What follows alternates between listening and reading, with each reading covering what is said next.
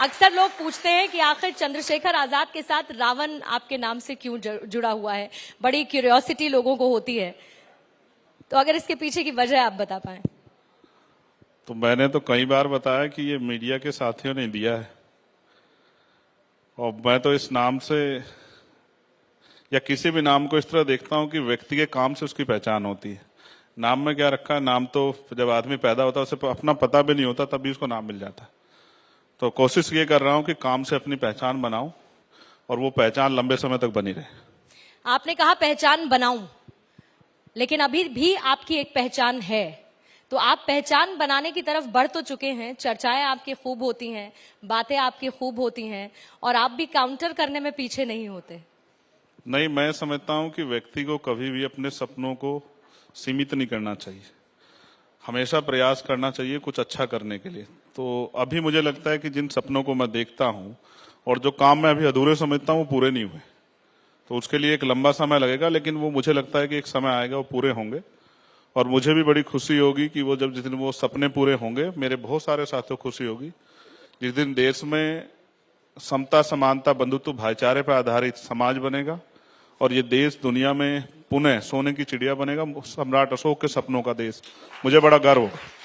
बिल्कुल, और इसी कड़ी में आगे बढ़ते हुए प्रधानमंत्री के विजन ऑफ न्यू इंडिया की हम बात करते हैं। Bharat 24 vision of new India के साथ ही आज इस समिट को लेकर आया है, जिसमें चंद्रशेखर आजाद जी इस वक्त हमारे साथ हैं। बहरहाल सपने आपके पूरे हों, जो आप करना चाहते हैं वो पूरे हों, इस बात की आशा हम करते हैं। लेकिन कुछ राजनीति से जुड़े सवालों के साथ मैं इस सेशन की शुरुआत करूंगी आपके साथ, क्योंकि 2023 में विधानसभा चुनाव होने हैं 5 राज्यों, फिर उसके बाद 2024 की घड़ी है। अब इसमें बड़ा डेवलपमेंट ये हुआ है कि विपक्षी महागठबंधन बनकर तैयार है, जिसका नाम है INDIA, इंडिया वर्सेस एनडीए की स्थिति में इंडिया की मजबूती और मौजूदगी को चंद्रशेखर आजाद कैसे देखते हैं? देखिए, मैं अपनी पार्टी का एक कार्यकर्ता हूं, मैं अपनी पार्टी के विषय में तो बता सकता हूं जी।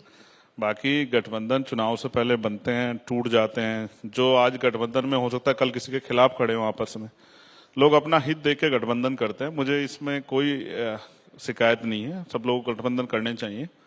लेकिन मुझे आप आज ये भी नहीं कह सकते, जिस अलायंस के बारे में आप कह रहे हैं कि वो 2023 का विधानसभा चुनाव इकट्ठा लड़ेगा या अलग अलग लड़ेगा, तो मेरा ये मानना है कि चुनावी गठबंधन हो या चुनावी राजनीति, वो जनता के हितों के लिए होनी चाहिए। जैसे मैं सपने पे बात कर रहा था, तो मैं एक चीज कहना भूल गया, मैं कह देता हूं।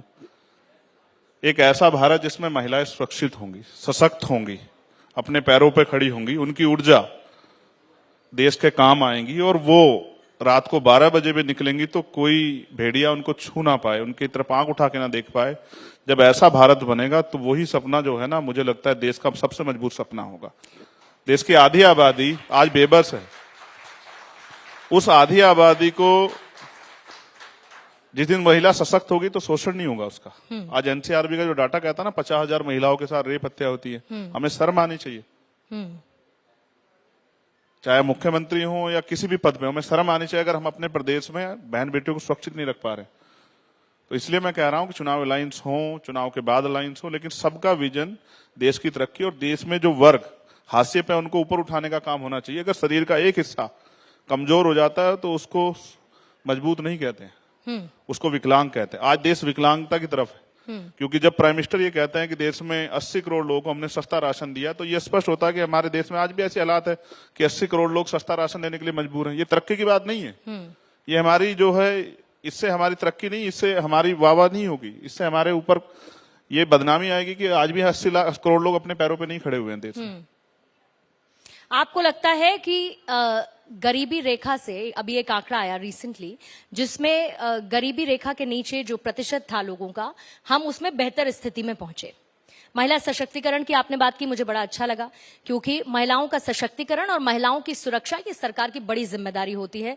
लेकिन उदाहरण के तौर पर मैं आपके सामने बैठी हूं, बहुत सारी महिलाएं हैं आपके सामने बैठी हैं। अच्छी बात यह है कि आजकल महिलाएं पुरुषों के साथ कदम ताल करती हुई चल रही हैं। ऐसी बहुत सारी हमने सक्सेस हासिल की महिलाओं ने, जो शायद पहले सोचना मुमकिन भी नहीं था। आप क्या उसका श्रेय सरकार को नहीं देंगे? बिल्कुल, मैं जिसको श्रेय देना चाहता हूं उसके बारे में बता देता हूं।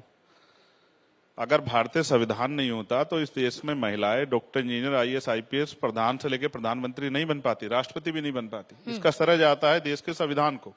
और आज उस संविधान को जिस तरह से प्रधानमंत्री के आर्थिक सलाहकार ये कहते हैं विवेक देबोराय कि हम इसको बदलना चाहते हैं, तो आप बदलना यही तो चाहते हो कि आज जो महिला आपके बराबर में खड़ी हो, मुझे गर्व हुआ इस बात को सुन के कि आप मेरे बराबर में बैठी हैं, तो जो महिलाएं आपके आज बराबर में खड़ी हो, आपको उनसे दिक्कत है क्या? इसलिए आप संविधान को बदलना चाहते हैं। जो कमजोर वर्ग के लोग आज कुर्सियों पर बैठने लगे हैं, आज एक प्राइमरी स्कूल के हेडमास्टर का बेटा यहाँ बैठा, इससे आपको दिक्कत है क्या? इससे सरकार को दिक्कत नहीं होनी चाहिए। मैं सराय देता अगर एनसीआरबी के डाटे कम हो गए होते, मैं सराय देता अगर बेरोजगारी के आंकड़े कम हुए थे, भुखमरी इंडेक्स में हम लोग अगर पीछे हटते तो मैं सराय देता अगर महंगाई पे हम लोग वो हो रहे होते, और बहुत अच्छी कानून व्यवस्था होती है। आज मैं अभी उत्तर प्रदेश से आया हूँ, आज हापुड़ में वकीलों को पीटा गया, खूब पीटा पुलिस ने, महिला वकीलों को भी पुलिस पीट रही थी। इसको सशक्तिकरण नहीं कहा जा सकता। जैसे हमारे यहाँ जब इतनी बड़ी बड़ी घटनाएं होती हैं, हाथरस, उन्नाव जैसी घटनाएं, अभी जो मध्य प्रदेश में हुई या राजस्थान में हुई, इसको सशक्तिकरण नहीं कहा जा सकता। ये सशक्तिकरण के नाम पे खुलेआम झूठ बोलने की बात है, और हमें सच स्वीकार करना पड़ेगा। आप और मैं बेहतर जानते हैं कि देश में महिलाएं अभी उस तरह से सुरक्षित नहीं, और इसके लिए ठोस काम होने चाहिए। सिर्फ योजनाओं से काम नहीं चलेगा, धरातल पे काम होना चाहिए। और स्पेशली जो अधिकारी जिनकी जवाबदेही बैठी, चाहे वो अधिकारी हो या सरकार हो, उनको सामने आकर जवाब देना चाहिए, ना कि उन सवालों से बचना चाहिए। लोग कहते हैं कि चंद्रशेखर आजाद की सेलेक्टिव अप्रोच है। लोग ये भी कहते हैं कि चंद्रशेखर आजाद अटेंशन सीकर हैं। वो ऐसी बातें करते हैं ताकि वो सुर्खियों में बने रहें और लोग उनकी चर्चा करते रहें। अच्छी बात है, राजनीति में ऐसी बातें करनी चाहिए कि आदमी चर्चा में बनी रहे, लेकिन मैं सिलेक्टिव कुछ करता नहीं हूं। आपके पास कोई उदाहरण हो तो बता दो। आप नेशनल मीडिया पे बैठी हैं। नहीं, मैंने तो लोगों के परसेप्शन की बात की। अच्छा, मैं एक गाना सुनता है, कुछ तो लोग कहेंगे, लोगों का काम है कहना। हाँ।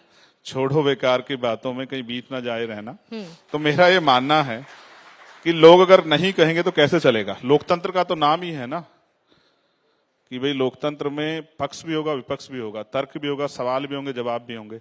तो लोग कुछ तो कहेंगे मेरे खिलाफ, इसके अलावा है क्या? ये तो नहीं कह सकते कि मेरे राज्य में बहन बेटियां सुरक्षित नहीं। मैं आपको गारंटी से कहता हूं, जिस दिन अवसर हमारे हाथ में होगा, किसी भी प्रदेश में किसी भी बेटी के साथ अन्याय नहीं होगा, और जो अन्याय करेगा वो चैन से नहीं बैठेगा, खाल उतार लेंगे हम लोग। बराबरी के अधिकार की बात होती है, बराबरी के अधिकार के लिए काम हो रहा है।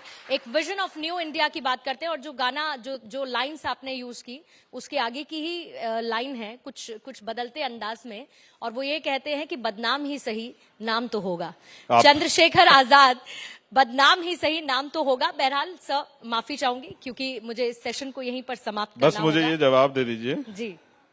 आप किसी ऐसे आदमी के लिए कहते जो कुछ बुरा काम करता कि बदनाम होता तो समझ आता। अगर इस देश में बहन बेटियों की रक्षा की बात करना, उनको सशक्त करने की बात बदनामी है, तो मैं इस बदनामी को स्वीकार कर लूंगा। अगर कमजोरों की आवाज उठाना बदनामी है तो मैं इसको स्वीकार कर लूंगा।